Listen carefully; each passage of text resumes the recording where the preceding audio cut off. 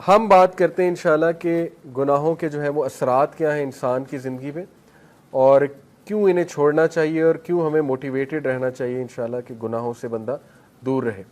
سب سے پہلی بات تو یہ سمجھ لیں، دیکھیں کہ گناہ کی نیچر ہی ایسی ہے کہ وہ آپ کو نقصان دے گا۔ یہ اس لیے نہیں ہے کہ اللہ آپ کو پنش کر رہا ہے، اللہ تو انسان کو پنش کرنا چاہتا ہی نہیں۔ قرآن میں ہے، سورہ نساء میں اللہ کہتے ہیں اللہ تمہیں پنش کر کے کیا کرے گا اگر تم اللہ کے ماننے والے اور اللہ سے استغفار کرتے ہو، اللہ کا شکر کرتے ہو۔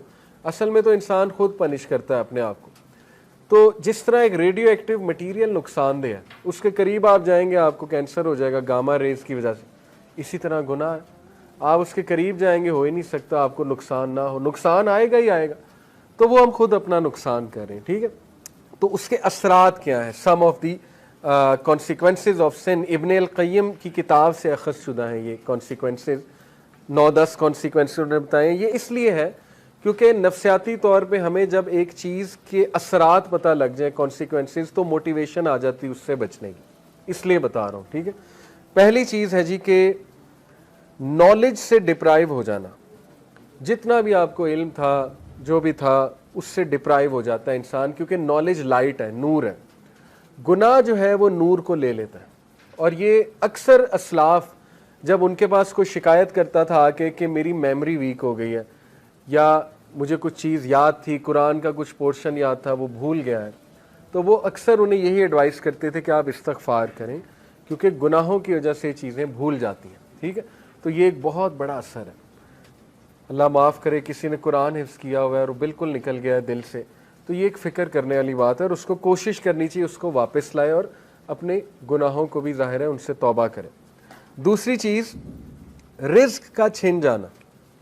اللہ کے نبی صلی اللہ علیہ وسلم نے فرمایا، ابن ماجہ کی حدیث ہے، صحیح حدیث ہے، ایک شخص کو رزق ملنا ہوتا ہے حلال سے، لیکن وہ جلد بازی کر کے گناہ کر کے وہی رزق حرام سے لے لیتا ہے، تو پھر اس کو ایکسٹرا کچھ نہیں ملتا، جو اس نے لے لیا وہ مل جاتا ہے، نہ اللہ کی ہیلپ اس کے ساتھ ہوتی ہے۔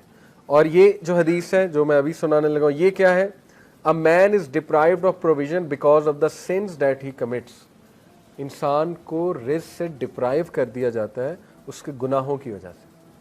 اب یہاں پہ ہو سکتا ہے آپ کے ذہن میں سوال ہے کہ نہیں یار فلانا اتنے گناہ کرتا ہے، وہ تو موجیں کر رہا ہے، ٹھیک ہے، اس نے تو پلاٹ بنا لیے، یہ کر لیا وہ کر لیا۔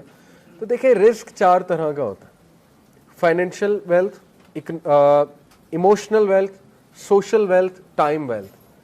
ہو سکتا ہے اس کے پاس فائنینشیل ویلتھ ہو لیکن نہ ایموشنل ویلتھ ہو۔ ایموشنل ویلتھ کیا ہے؟ ذہنی سکون، وہ بھی رزق ہے۔ غنا، ٹھیک ہے، دل میں ایک سیٹسفیکشن۔ اسی طرح ایموشنل ویلتھ میں ہے جذبات پہ کنٹرول، اینگر مینجمنٹ اچھی، اخلاق اچھا، یہ ایموشنل ویلتھ ہے۔ ہو سکتا ہے وہ بندہ اس سے محروم ہو۔ آپ نے کئی لوگ دیکھے ہیں کچھ بھی نہیں کھانے کو لیکن ذہنی سکون ہے اللہ کی طرف سے، اولاد دی اللہ نے، اولاد پل بھی رہی ہے ماشاءاللہ، اور نیک اولاد ہے، ٹھیک ہے، سب کچھ ہے، تو کیا یہ رزق نہیں ہے؟ بالکل ہے۔ سوشل ویلتھ اسی کو کہتے ہیں کہ آپ کی اولاد اچھی ہے، آپ کی بیوی اچھی ہے، آپ کا جو ہے وہ گھر والے اچھے ہیں، آپ کے ساتھ لائل لوگ جمع ہو گئے، تو وہ بھی رزق ہے۔ ٹائم ویلتھ، ٹائم میں برکت، آپ کے کام جلدی ہو جاتے ہیں، ٹھیک ہے، آپ کرتے ہی وہ ہیں جو اللہ سبحانہ و تعالیٰ کو پسند ہے، یہ ٹائم میں برکت ہے۔ تو جب ہم گناہوں میں پڑتے ہیں تو یہ ہمارا رزق ڈپرائیو ہوتا ہے، ٹائم سے برکت اٹھ جاتی ہے، ٹینشنیں بڑھ جاتی ہیں، ٹھیک ہے، ٹائم مینجمنٹ ویک ہو جاتی ہے۔ نمبر 2، آپ دیکھیں نا گناہوں میں وقت کتنا ضائع ہوتا ہے۔ اللہ معاف کرے اگر ایک گناہ عادت بن چکی ہے، 4 گھنٹے 3 گھنٹے لوگ اس میں پڑے رہتے ہیں، ٹھیک ہے، اور وہ ضائع ہو رہا ہے وقت۔ سوچیں کتنا وقت ہم جوانی کا ضائع کر دیتے ہیں، ٹھیک ہے، ان چیزوں میں، اللہ معاف کرے۔ تو اس سے نکلنا ہے، اپنے آپ کو موٹیویٹ کرنا ہے۔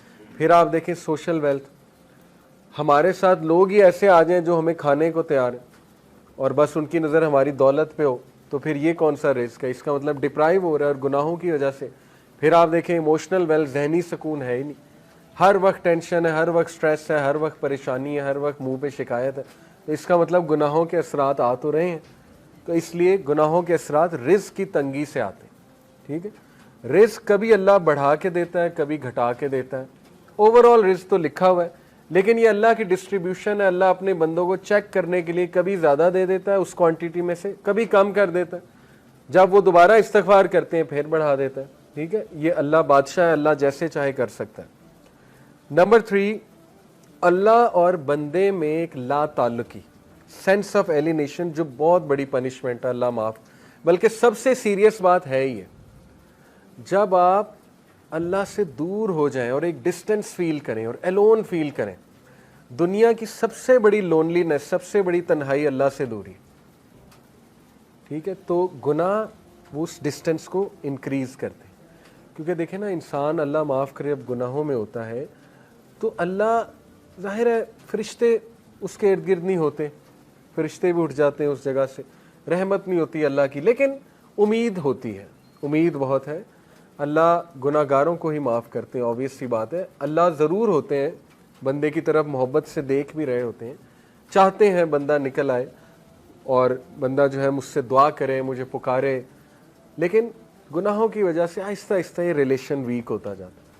वीकनेस यहाँ तक आ जाती है कि एक बंदा ना मायूस हो जाता है, कहता है यार क्या अल्लाह से मदद मांगूं, मैं तो बहुत ही एक्स्ट्रा कर चुका हूँ काम, इसराफ कर चुका हूँ गुनाहों के, अब क्या मैंने अल्लाह से बात करनी, ठीक है। तो फिर बंदा गिव अप कर देता है, गिव अप करके वो मज़ीद गुनाहों की तरफ चला जाता है। इसलिए इस डिस्टेंस को कम करने के लिए इस्तग़फ़ार, गुनाहों से तौबा करना, गुनाहों को छोड़ना, ताकि आप अल्लाह के करीब आ जाएं और उस रिलेशन को एंजॉय करें। खालिक के साथ जो रिलेशन है ना, वो सबसे खूबसूरत, सबसे हेल्दी रिलेशन है, सबसे ब्यूटीफुल रिलेशन है, और इंसान खुश हो जाता है खालिक के साथ रिलेशन स्ट्रॉन्ग करके, ठीक है। ये चौथी चीज़, things become difficult for him so that he does not turn his attention towards any matter, but he finds the way blocked or he finds it difficult. काम मुश्किल होना शुरू हो जाते हैं गुनाहों की वजह से। मैंने जैसे कहा रिस्क में तंगी आ जाती, इस तरह कामों में भी मुश्किलात आना शुरू हो जाती हैं। अच्छा खासा काम कोई था, होने लगा था, एकदम मुश्किल बन गया, रुकावट आ गई, ठीक है। तो इस मौके पे बंदे को इस्तग़फ़ार बढ़ाना चाहिए, अपने गुनाहों की तौबा करनी चाहिए इस मौके पे, ठीक है, ताकि वो अटका हुआ काम जो अल्लाह की रहमत से वो ठीक हो जाए। एक असलाफ थे, सलफ़ थे, उनका वाक़या है कि वो कुरान हाफिज़ थे, तो उन्होंने क्रिश्चियन औरत से, एक क्रिश्चियन औरत थी, उससे उन्हें मोहब्बत हो गई, बहुत खूबसूरत औरत थी वो, तो ज़ाहिर खूबसूरती की वजह से वो अट्रैक्ट हुए। उस क्रिश्चियन औरत ने उनके सामने शर्त ये रखी कि तुम इस्लाम छोड़ दो, इस्लाम छोड़कर जो है ना वो फिर तुम मुझे पालोगे। तो वो जो सलफ़ थे उन्होंने बात मान ली, अल्लाह माफ़ करे, ही left Islam for the sake of women, उससे इम्प्रेस हो गए।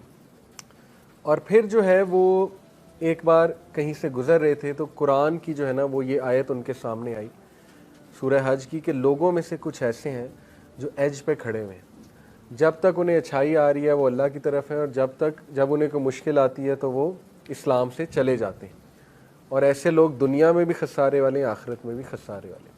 तो वो इतना रोए ये आयत सुन के कि अल्लाह ने मुझे मैसेज दे दिया है, उन्होंने तौबा की और वापस आए। तो मैं आपको बताने का मकसद ये कि कई असलाफ आपको नज़र आएंगे जो बाद में मुहद्दिस बने, बड़े बड़े टीचर्स बने, दीनदार लोग बने, उन बहुत डार्कनेस में थे, बहुत ज़्यादा। जैसे अब्दुल्ला बिन मसलम का वाक़या है, इमाम बुखारी के टीचर, शराबी थे, शराब छूटती ही नहीं थी, ठीक है, शराब के नशे में धुत थे। एक दिन इमाम अश-शाबी आए, जो कि उस दौर के बहुत बड़े मुहद्दिस थे, गधे पे सवार थे वो, क्योंकि रसूलुल्लाह की सुन्नत है, गधे पे रसूलुल्लाह ने सफ़र किया हुआ है। उन्होंने बड़ा मजाक उड़ाया, अब्दुल्ला बिन मसलम ने शराब के नशे में धुत बेशर्मी से उनके सामने गए, कहते भाई कौन हो तुम लोग, तुम्हारे इर्द गिर्द जमा हो रहे हैं, किधर से आए हो। इमाम अश-शाबी ने कहा जी मैं मुहद्दिस हूँ। उन्होंने कहा जी मुहद्दिस क्या होता है। इमाम अश-शाबी ने कहा मुहद्दिस होता है जो हदीस सुनाता है। तो उन्होंने बेशर्मी से कहा अच्छा मुझे भी सुना, देखते हैं मुझ पे कितनी असर करती है। शराब के नशे में धुत थे तो उन्होंने हदीस सुनाई कि नबी अकरम सल्लल्लाहु अलैहि वसल्लम ने कहा जब तू शर्म ना कर तो जो चाहे कर। आप देखेंगे कितने ज़हीन थे कि वही मौका था, वो बेशर्मी से आया था ना।